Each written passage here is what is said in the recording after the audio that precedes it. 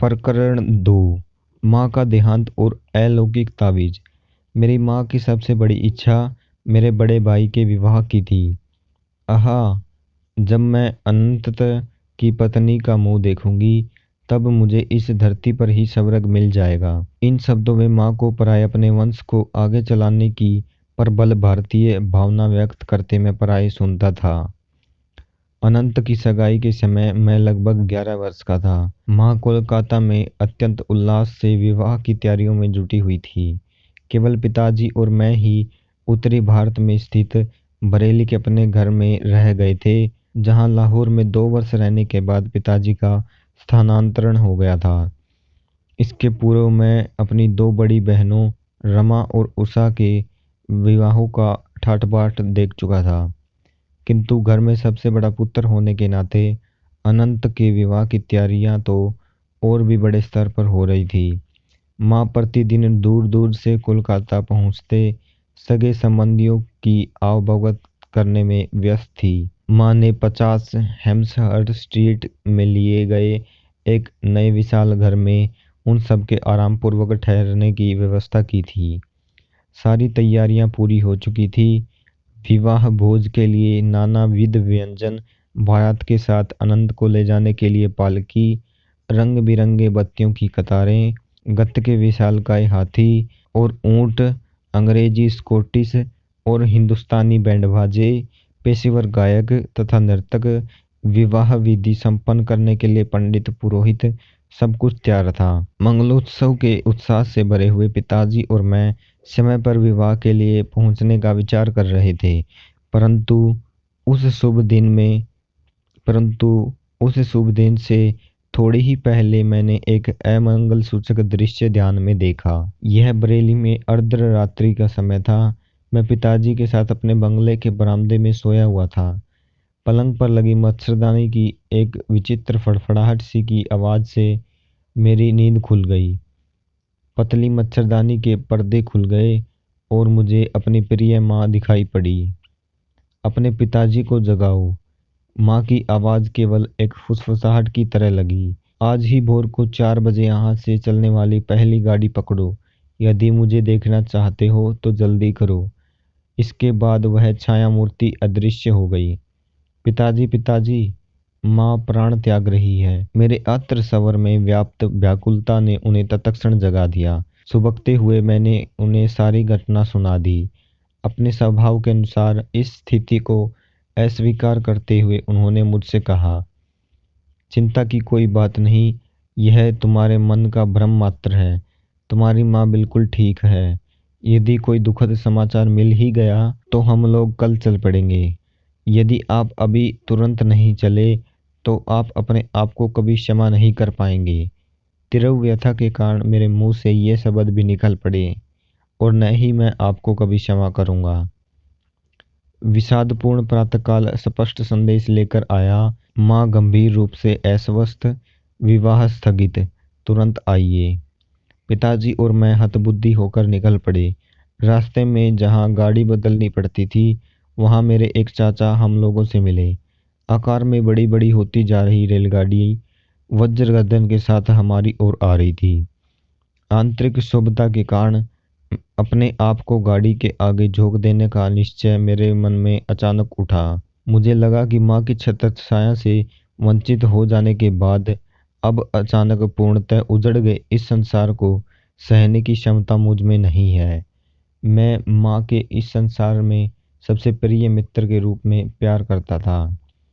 उनके सत्यावनादायक काले नयन, बचपन की छोटी छोटी व्यथा वेदनाओं के समय मेरा एकमात्र आश्रय थे।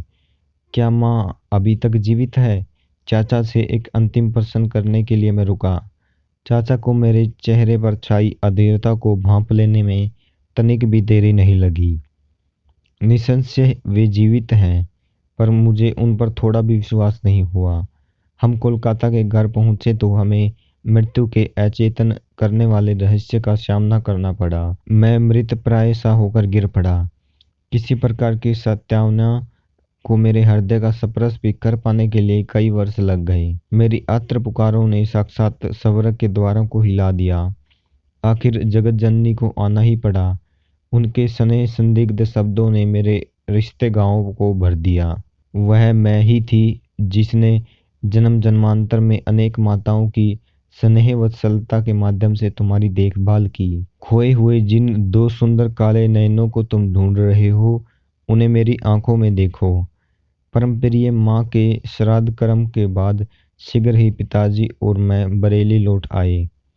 अतीत की स्मृति में प्रतिदिन भोर में ही मैं अपने बंगले के सामने स्थित नरम हरित स्वर्णिम हरियाली को छाया देते खड़े पारिजात वृक्ष की दुखार्त होकर तीर्थ यात्रा करता। कभी कभी गाँव में क्षणों में सोचता कि पारिजात के श्वेत पुष्प अपनी अंतर्जात भक्ति से हरित तृणवेदी पर अपने आप को बिखेरे रहे हैं। ओस बिंदुओं के साथ अपनी अश्रु बिंदुओं को मिलाते हुए मैं पराए उषा से लोकोत्तर अलौकिक प्रकाश निकलता देखा करता। ईश्वर को पाने की तिरोकसक में मैं तड़फ उठता। हिमालय में चले जाने की प्रबल इच्छा मुझ में जाग उठी। मेरे एक चचेरे भाई हिमालय के पावन पर्वत श्रेणियों की यात्रा कर हमारे यहाँ बरेली आए। योगियों और स्वामियों के उच्च पर्वत निवास स्थान की कहानियां मैंने उनसे उत्सुकता पूर्वक सुनी। चलो हिमालय भाग चले।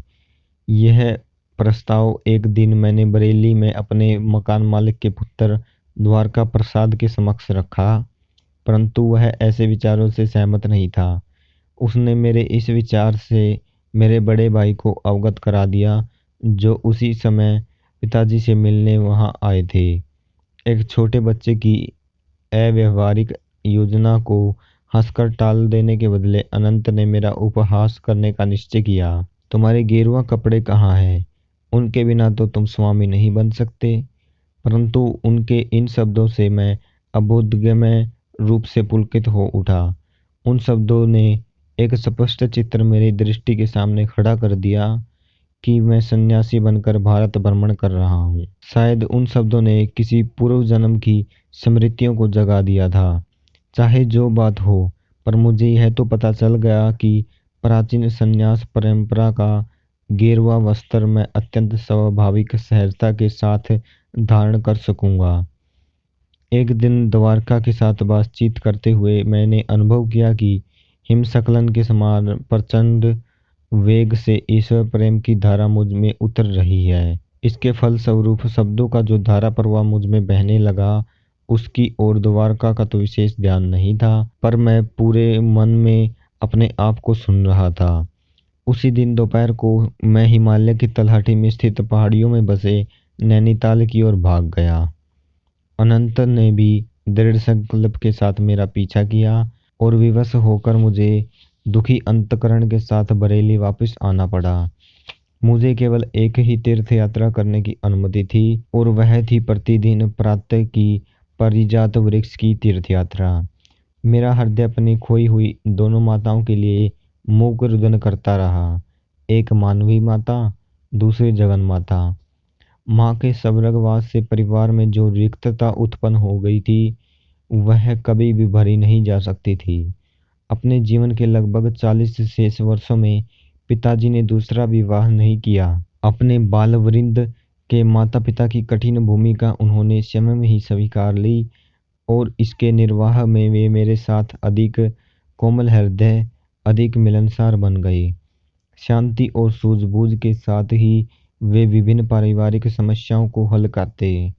कार्यालय से आने के पश्चात वे किसी विरक्त की भांति अपने कक्ष में चले जाते और आनंदपूर्ण प्रशांति में क्रिया योग का अभ्यास करते। माँ के स्वर्गवास के बहुत समय बाद मैंने ऐसी छोटी छोटी बातों का ध्यान रखने के लिए एक अंग्रेज परिचारिका को रखने का प्रयास किया, ताकि पिताजी को कुछ आराम मिल सके। परंतु पिताजी ने सिर हिला हिलाकर अपनी असहमति प्रकट की। तुम्हारी माँ के साथ ही मेरी सेवा का अंत हो गया। आजीवन एक पत्नी प्राणनायता के भाव से उनकी आंखें खो गई। मैं किसी भी अन्य स्त्री का सेवा ग्रहण नहीं करूंगा। माँ के गुजर जाने के 18 महीने बाद मुझे यह ज्ञात हुआ कि वह मेरे लिए एक महत्वपूर्ण संदेश छोड़ गई है। उनके अंतिम समय अंततः उनके पास उपस्थित थे और उन्होंने उनके शब्दों को लिख लिया था। यद्यपि माँ ने वह संदेश मुझे 1 वर्ष में दिए जाने का निर्देश दिया था, तथापि मेरे भाई ने उसमें विलंब कर दिया था। उन्हें शीघ्र ही माँ के द्वारा उनके लिए पसंद की हुई कन्या से विवाह करने के लिए बरेली से कोलकाता प्रस्थान करना था। एक दिन संध्या को उन्होंने मुझे अपने पास बुलाया। मुकुंद, तुम्हें यह विलक्षण समाचार देने में मैं आनाकानी करता रहा। उनके स्वर में विवशतापूर्ण समर्पण था। मुझे भय था कि तुम्हारी गृह त्याग की इच्छा और भड़क उठेगी, परंतु तुम वैसे भी प्रबल ईश्वर प्रेम से ओतप्रोत हो। अभी हाल ही में जब मैं तुम्हें हिमालय में जाते हुए रास्ते में पकड़ लाया, तभी मैंने एक निश्चित संकल्प किया। मुझे किसी भी परिस्थिति में अब अपना पवित्र वचन निभाने में देर नहीं करनी चाहिए। मेरे भाई ने मुझे एक छोटी सी डिबिया दी और माँ का संदेश सुनाया। माँ ने कहा था, मेरे प्रिय पुत्र मुकुंद, मेरे यह शब्द तुम्हारे लिए मेरा अंतिम आशीर्वाद है। अब वह समय आ गया है जब मुझे तुम्हारे जन्म के पश्चात घटी अलौकिक घटनाओं से तुम्हें अवगत करा देना चाहिए। जब तुम मेरी गोद में एक नन्हे से शिशु मात्र थे, तभी मुझे तुम्हारे निहित मार्ग का पता चल गया था। मैं तब तुम्हें वाराणसी में अपने गुरु के घर ले गई थी। वहां शिष्यों की भीड़ की ओट में छिपे हुए मैं ध्यानस्थ लाहड़ी महाशय को कठिनता से देख पा रही थी। तुम्हें थपकियां देते देते मैं मन ही मन प्रार्थना करती जा रही थी कि गुरुदेव को हमारी वहां उपस्थिति का ज्ञान हो जाए और वे तुम्हें आशीर्वाद दें। जब मेरी मुख भक्तिपूर्ण प्रार्थना तीव्र हो गई, तब उन्होंने आंखें खोली और मुझे पास आने का इशारा किया। सभी लोगों ने मुझे रास्ता दिया। मैंने जाकर उन परम पवित्र चरण कमलों में अपना सिर रखा। लाहड़ी महाशय ने तुम्हें अपनी गोद में ले लिया और आध्यात्मिक दीक्षा के रूप में तुम्हारे ललाट पर अपना हाथ रखा। छोटी माँ, तुम्हारा पुत्र एक योगी होगा। एक आध्यात्मिक इंजन बनकर वह अनेक आत्माओं को ईश्वर के साम्राज्य में ले जाएगा। सर्वज्ञ गुरुदेव ने मेरी गुप्त प्रार्थना स्वीकार कर ली। यह देखकर मेरा मन आनंद से नाच उठा। तुम्हारे जन्म के कुछ पहले उन्होंने मुझे बताया था कि तुम उनके ही मार्ग पर चलोगे। मेरे पुत्र, बाद में तुम्हें जब अद्भुत आलोक के दर्शन का पता भी मुझे और तुम्हारी बड़ी बहन रमा को चल गया था, क्योंकि हम दोनों उस वक्त साथ ही के कमरे में तुम्हें अपनी शिष्या पर निश्चल बैठा देख रही थी। तुम्हारे छोटे से मुखमंडल पर तेज प्रकट हुआ था। जब तुम भगवान को खोजने के लिए हिमालय में जाने की बात कर रहे थे, तब तुम्हारी आवाज में अत्यंत दृढ़ निश्चय ध्वनित हो रहा था। इन सब माध्यमों से मेरे पुत्र, मैं समझ गई थी कि तुम्हारा मार्ग सांसारिक महत्वाकांक्षाओं से दूर है। मेरे जीवन की एक अद्वितीय घटना ने तो इस निश्चितता पर मोहर लगा दी थी। वही घटना आज मुझे मृत्युशैया से यह संदेश तुम्हें देने के लिए विवश कर रही है। यह घटना है पंजाब के एक साधु के दर्शन की। जब हमारा परिवार लाहौर में रहता था, तब एक दिन प्रातःकाल नौकर मेरे कमरे में आया। मालकिन, एक अजीब साधु द्वार पर आया है। कहता है कि उसे मुकुंद की माँ से ही मिलना है। इन सीधे सरल शब्दों से मेरे भीतर कोई तार झिरकित हो उठा। मैं तुरंत साधु से मिलने बाहर गई। उनके चरणों में प्रणाम करते समय मैं समझ गई कि मेरे सामने कोई सच्चा सिद्ध पुरुष खड़ा है। उन्होंने कहा, माता, महान गुरुजन तुम्हें यह बता देना चाहते हैं कि इस पृथ्वी पर तुम्हारा वास अब अधिक दिन तक नहीं रहेगा। तुम्हारी अगली बीमारी तुम्हारे लिए अंतिम सिद्ध होगी। इसके पश्चात थोड़ी देर में वे मौन रहे। उस मौन के दौरान मैंने कोई भय या संकट नहीं, बल्कि महान शांति अनुभव की। अंततः वे फिर कहने लगे, तुम्हें अपने पास अमानत के रूप में रखने के लिए चांदी का एक तावीज दिया जाएगा। वह आज मैं तुम्हें नहीं दूंगा। मेरे कथन को सत्य प्रमाणित करने के लिए कल जब तुम ध्यान कर रही होगी, वह तुम्हारे हाथ में मूर्त रूप धारण कर लेगा। जब तुम्हारी मृत्यु की घड़ी निकट आएगी, तब तुम्हें वह तावीज अपने बड़े बेटे अनंत को देकर उसे बताना होगा कि 1 वर्ष तक वह उस तावीज को अपने पास रखे और तत्पश्चात उसे तुम्हारे द्वितीय पुत्र को दे। महापुरुषों से प्राप्त उस तावीज के मर्म को मुकुंद समझ लेगा। उसे वह तावीज़ तब मिलना चाहिए जब वह सारी सांसारिक आशा आकांक्षाओं का परित्याग कर प्राणपण से ईश्वर की खोज करने के लिए प्रस्तुत हो रहा हो। जब वह तावीज़ कुछ वर्षों तक उसके पास रह चुका होगा और जब उसका उद्देश्य पूरा हो चुका होगा, तब वह अपने आप अदृश्य हो जाएगा। गुप्त से अति गुप्त स्थान पर भी वह रखा हो, तब भी वह जहाँ से आया था वहीं वापस चला जाएगा। मैंने उस साधु को भिक्षा अर्पण कर प्रणम भक्तिभाव से नमन किया। भिक्षा ग्रहण न कर मुझे आशीर्वाद देकर वह चले गए थे। अगले दिन संध्या को जब मैं हाथ जोड़कर ध्यान में बैठी थी, तब चांदी का एक तावीज मेरी हथेलियों के बीच प्रकट हो गया, जैसा साधु ने कहा था। उसके शीतल चिकने स्पर्श से मुझे उसके प्रकट होने का ज्ञान हो गया। मैंने 2 वर्ष से अधिक समय तक इसे सावधानी पूर्वक संभाल कर रखा और अब इसे अनंत के पास छोड़कर जा रही हूँ। मेरे लिए कोई शोक मत करना, क्योंकि मुझे मेरे गुरुदेव ईश्वर की गोद में पहुंचा देंगे।